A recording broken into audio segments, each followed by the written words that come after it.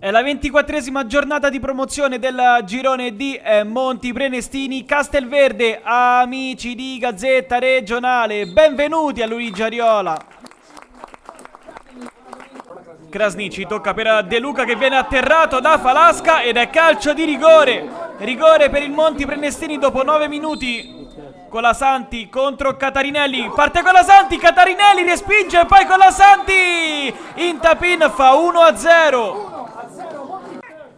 Ficola lancia in profondità per Colasanti, Colasanti col pallonetto, Flavio Colasanti, 17 in campionato e 2-0. Ficola, sembra la stessa azione di prima, lancia in profondità ancora Colasanti, Colasanti vince il duello, poi va alla conclusione, c'è il tocco di braccio di Nashin Ben, calcio di rigore, secondo per il Monti Prenestini. Questa volta c'è Prendes, vediamo se Catarinelli si replica. Parte Prendes, spiazza il portiere e cala il tris.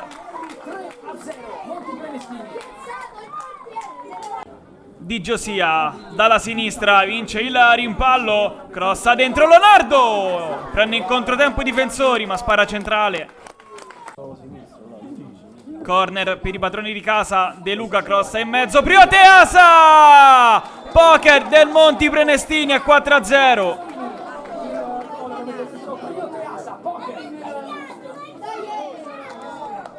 Colasanti dalla sinistra riceve il pallone, poi lo affida a Krasniqi che spara sul primo palo, para Catarinelli.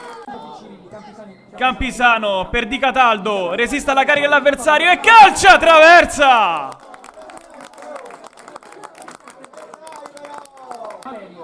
Valerio dalla destra, arriva il cross sul secondo palo per Di Cataldo che è tutto solo, di testa manda fuori.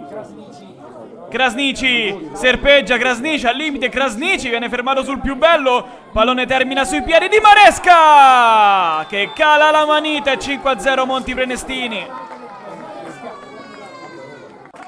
Pallone che resta vivo grazie a Garzia Mutta, ce l'ha sulla mancina ancora Garzia Mutta, il pallone rimane lì con la Santi, dribbling, viene toccato dal portiere, terzo rigore del Monti Prenestini.